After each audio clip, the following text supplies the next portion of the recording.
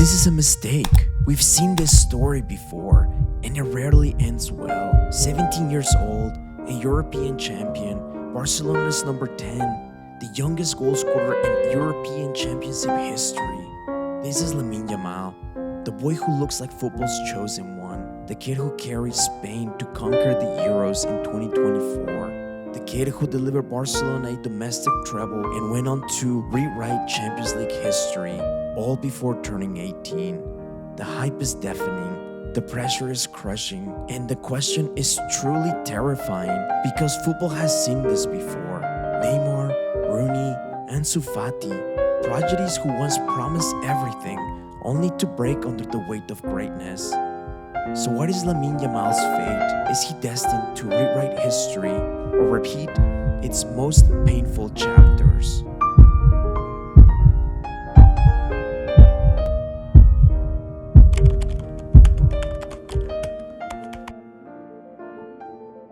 The story feels like it was written by destiny. In 2007, Messi posed for a charity photo with a baby in Barcelona's locker room. That baby, it was Lamine Yamal. And nobody could have ever guessed that 16 years later, not only will the same boy walk into the Camp Nou as a professional player, but that boy will also be wearing Messi's iconic number 10 jersey.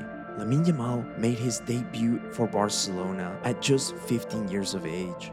And barely a year later, the truth is that Lamine wasn't just surviving at the elite level, he was dictating it. His true breakout came at one of the biggest stages of all, a Euro semi-final against France. As if destiny itself had whispered in his ear, Yamal picked up the ball without fear, cut inside, and unleashed a curling rocket in the top corner. This made him the youngest goal scorer in Euro history. For perspective, at 16 years old, even Messi was waiting for his debut. Ronaldo had yet to score his first professional goal. Yet here was Yamal, not in friendlies, but under the blinding lights of a European Championship semi-final, already shaping history as if the game had been waiting for him. Spain went on to win the tournament, and Yamal's brilliance was undeniable as he was crowned the young player of the tournament.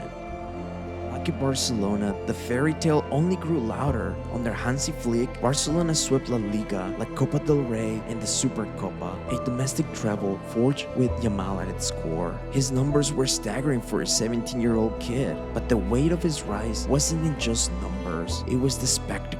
Just as Messi once tore through the Galacticos and Ronaldinho forced the Bernabeu to applaud, Yamal delivered his own classical masterpiece, dismantling Madrid with the same audacity. And this time, the story carried a cruel irony. The club that believed Mbappe would conquer everything instead found themselves humbled by a 17-year-old Blaugrana.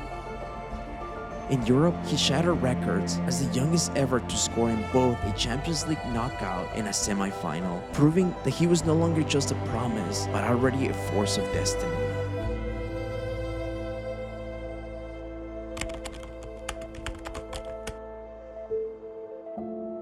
But every rise casts a shadow, and for Yamal, the shadow looks dangerously familiar. It looks a lot like Neymar's. When Neymar burst into football, he wasn't just a player, he was an event. At Santos, every touch was theater, every dribble was provocation. The flicks, the smiles, the impossible goals, they made him feel untouchable. And when he arrived at Barcelona, the world believed that he was the chosen heir, the man who would take the crown from Messi and Ronaldo. But he never truly did. Neymar's career became the tale of the almosts. Almost the Ballon d'Or, almost the face of football, almost the king of Brazil. He had the world at his feet, but he never seized it fully. And here is where the shadow looms the darkest. Yamal has publicly said that Neymar is his idol, the player he grew up watching, the one whose posters were on his wall. He has even been seen partying alongside him in moments that may thrill some fans with nostalgia, but it also raises alarms because one of Neymar's main critics wasn't his talent, but his work ethic, his late nights, his obsession with the spotlight, and his willingness to chase party as much as the game. The parallels are terrifying. Like Neymar, Yamal doesn't just play football, he performs it. He has the same magnetism, the same ability to turn a match into a stage. But the fear is simple. What if he inherits not only Neymar's magic, but also his flaws? So when you see Yamal exploding at 17, magazine covers, viral clips, you can't help but wonder, is this Neymar's story all over again? Will the boy who carries destiny in his boots conquer the world or be consumed by it?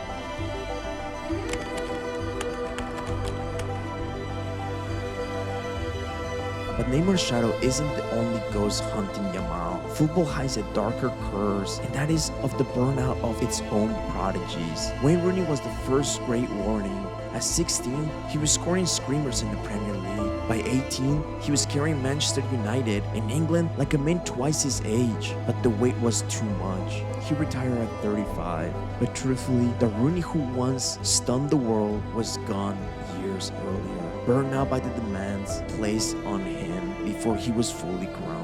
Barcelona's own story tells the same grim tale. Ansu Fati, once called Messi's true heir, he was handed the number 10 jersey as a teenager, scoring the Champions League and lighting up La Liga. His rise felt unstoppable until his knees betrayed him. Surgery after surgery, his career became less about goals and more about survival. Then came Pedri. At 18 years old, he already had played 73 matches in a single season, an impossible load even for a veteran. His talent was unquestionable, but his body broke down, forcing him into a cycle of recurring injuries. Gavi too, celebrated for playing like a warrior at 18 years old, but after more than 100 matches and before turning 20, his ACL finally snapped. And now, all eyes turn to Yamal. Every name before him is a warning, etching scars and surgeries. Fati, Pedri, Gavi, and now Yamal. He stands at the edge, the game demanding everything from him before he's even grown. And now, he either becomes the exception or the next tragedy.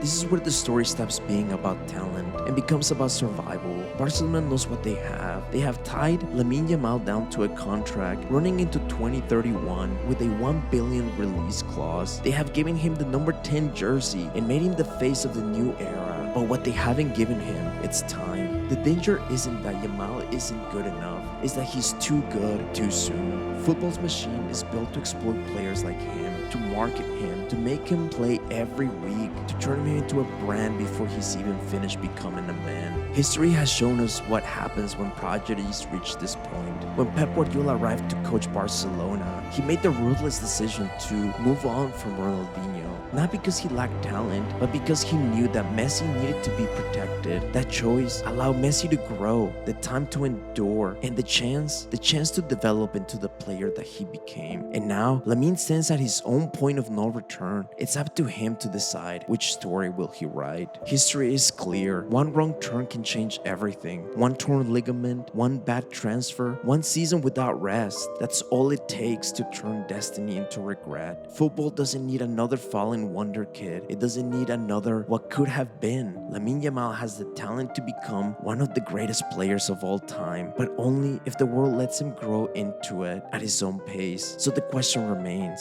is Yamal the boy who will carry football into the new era of greatness, or will he be the next victim of this unforgiven machine?